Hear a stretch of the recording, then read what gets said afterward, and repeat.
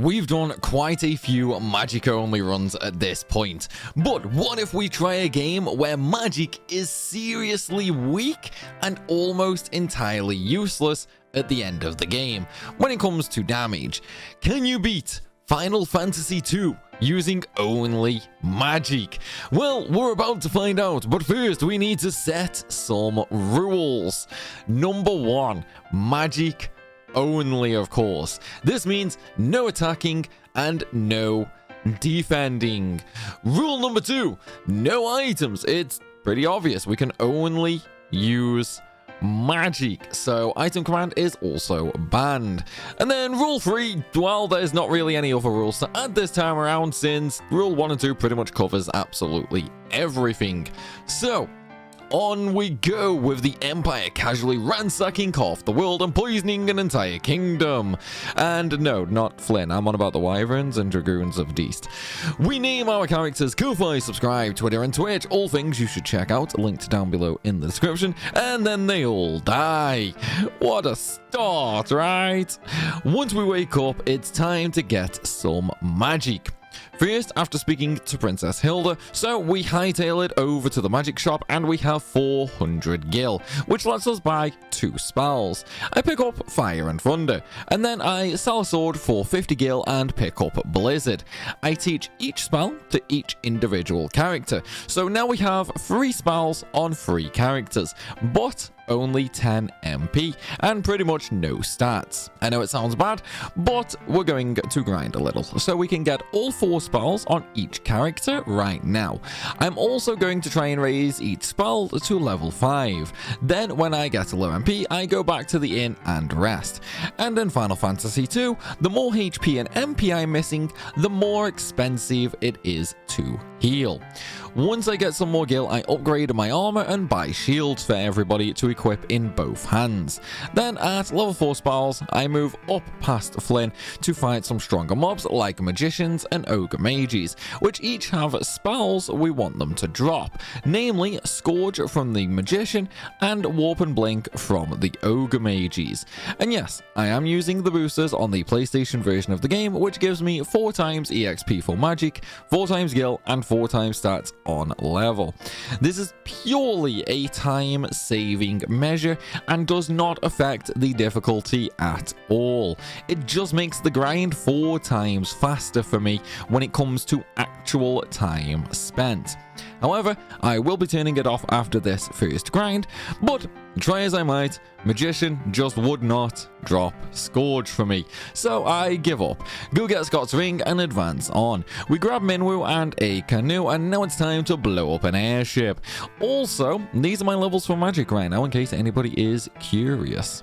In Plume, buy Protect and Shell tomes and teach them to your white mage. And in Salamand, buy Life and Teleport tomes for your white mage as well. Then head over to Semit Falls and find Paul along with Nellie, Joseph's daughter. Continue on to get to the first boss, a sergeant. Really not much compared to the other mobs in the dungeon though. In fact, I don't even like considering this guy a boss personally, but at least it's a few turns to get some EXP on our buffing spells and teleport spell. Once back in Altair, upgrade all gear to Mithril and move on to Bafsk. Buy Isuna and Basuna spells, and then watch the Dreadnought fly around destroying everything. Moving on though, Guy Speak Beaver and we fight an Adamantoise. Just like the previous boss though, it just serves as turns to level up our magic.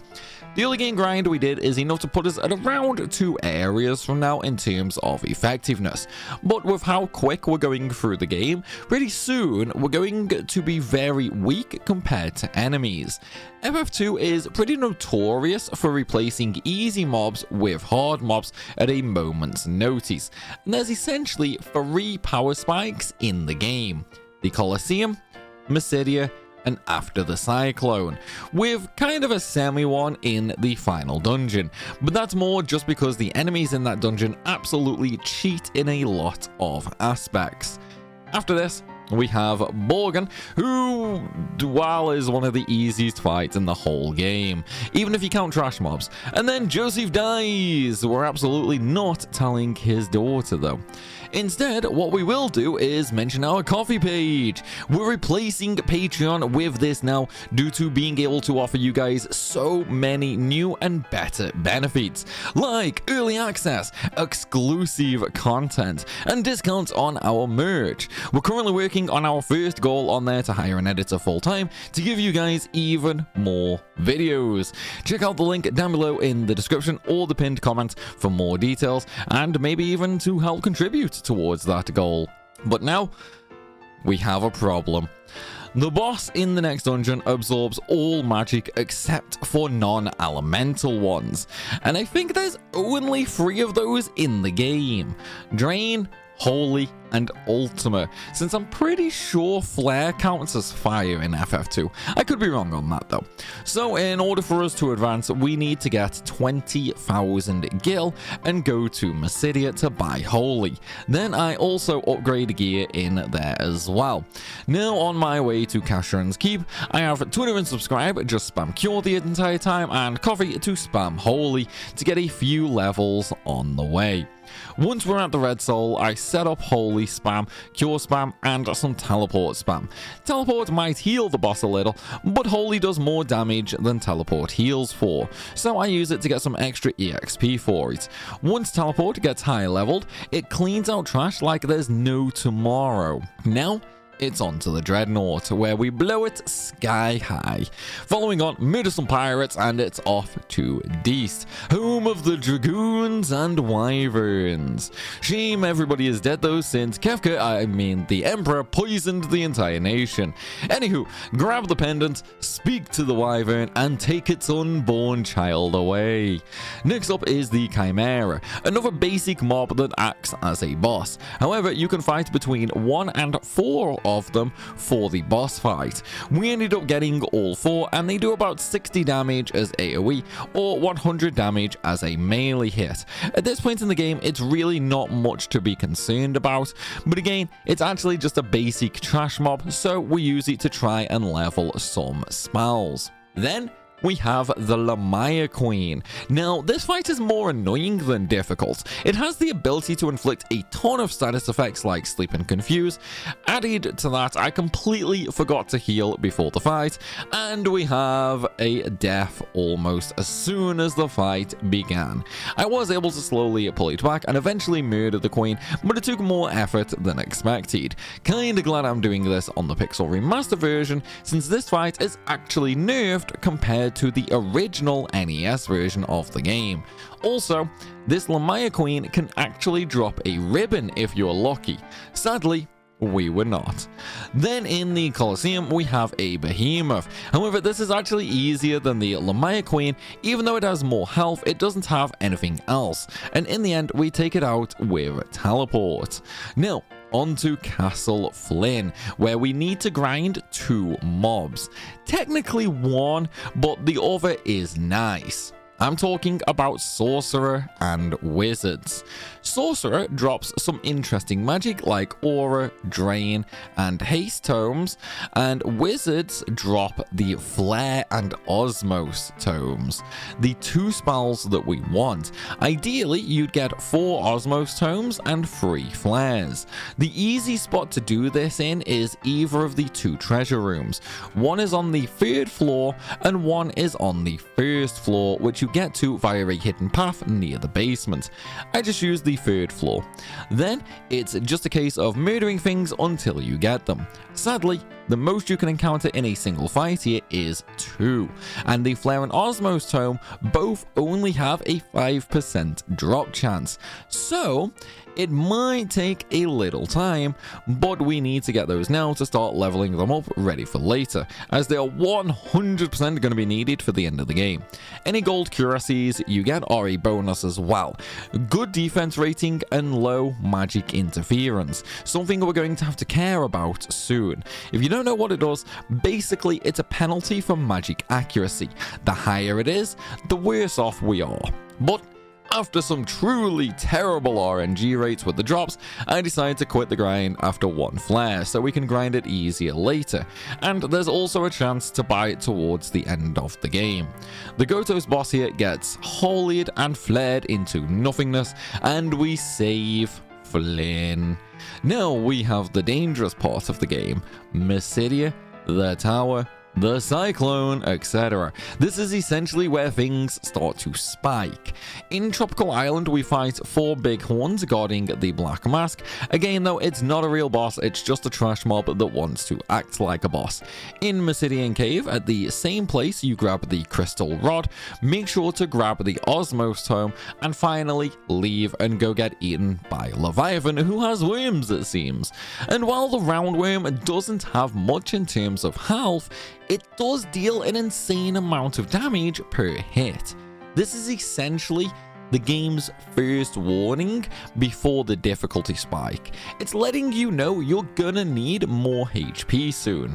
In Mysidia Tower, we have 3 bosses: the Fire, Ice, and Lightning Gigas. These are kinda like Roundworm. They hit hard, but not much HP because they're normal encounters from a later area. However, they are able to be teleported, which makes them pretty easy to advance through. On the 8th floor, after Thunder Gigas, there's a treasure chest up the north with a monster in a box that contains the Flare Tome. And on the 9th floor, at the north again, there's another monster in a box with a white dragon. Beating that gives you the Black Robe, an awesome piece of armor for magic users. Then, watch Minwoo use a Kamehameha, using his life as the power source, before we get into a room with 5 orbs. Inspect the blue ones for a stat boost, and then the yellow one gives the Ultima Tome. Now, Ultima is interesting because you should give this to your white mage and not your black mage. So for me, that's Furion. The reason for this is Ultima's damage is based on spirit and not intellect stats. Not only that, but the higher level your other magic is for that character, the more damage Ultima deals. It's kind of like Ultima's level is the combined level of all your other spells and equipment, pretty much. So it's not the best way to explain it, but if you're curious, I would suggest looking up the damage formula for it. It gets pretty crazy. At this point as well, we lose access to pretty much all towns on the map, and all enemies are replaced by much stronger versions.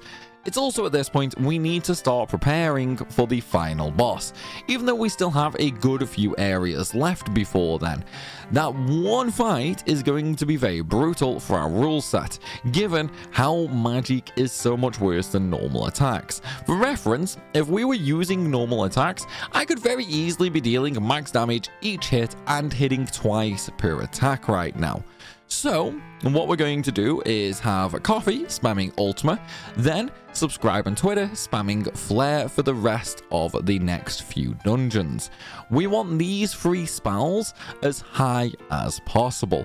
As for the other spells, well, we have other ways to level them. For now though, we fight the Emperor in a multi-stage fight. The first fight against some normal royal guards that we've already murdered a bunch of. Second fight is the same, only it's 3 guards instead of 2.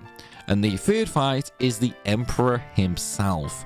2 royal guards and a wood golem. The golem and guards aren't much to worry about.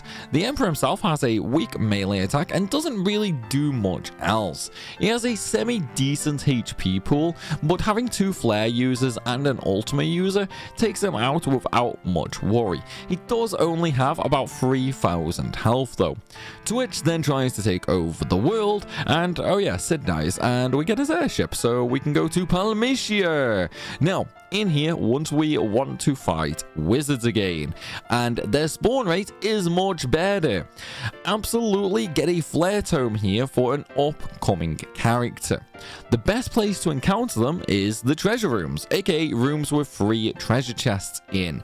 But After a while, with still no drops, I give up on this and I'll just get a holy spell after this dungeon instead. Once hell freezes over and the dead come back to life to stop Twitch taking over, Leon joins our party. Get him some magic down at Mysidia and go to Semite Caves. This is pretty much the only place left in the game with weak mobs. We're gonna spam magic on ourselves in here to level some up and get some stats for Leon, namely more MP. Then it's time to go take a crack at the final boss. We start off with level 11 Ultima, level 11 Flare, and a level 10 Flare, and I use Leon to give me some buffs for magic defense. The Emperor has 15,000 HP and can easily heal over 5,000 of his HP while also dealing insane damage to me. He has lots of AoE attacks as well and can inflict statuses. To make matters worse, his status attacks are super potent since pretty much all his magic is level 16 and his melee hits deal a solid 3,000 damage to me. And then when Kofi is just one hit away from dying before I could heal him, we end up killing the Emperor. Honestly, I'm not gonna lie, aside from this being a nice quick challenge, it was somewhat easily done. But of course, there are a few reasons for this. Namely, that Final Fantasy II itself is actually a pretty easy game in general. But the Pixel Remaster has also nerfed a few fights from the original NES version of the game. And let's not forget the serious lack of bosses. But hey, at least this is a challenge I don't mind suggesting for you yourself to try. It's actually pretty fun, and of course, you don't have to play the same way as me either. But for now though, everybody, can you beat Final Fantasy II using only magic? Yes, you can. Now go out there and try it for yourself. Also, if you've made it this far in the video, how about a like and a comment? It really helps me out. And of course, check out the Linktree link down in the description for all of my socials, Twitch and Discord server. And of course, don't forget, if you want early access to challenges as soon as they are ready, then become a coffee supporter and get some extra goodies as well. We need to feed our editor after all. As always though, everybody, thanks for watching, and I'll see you next week.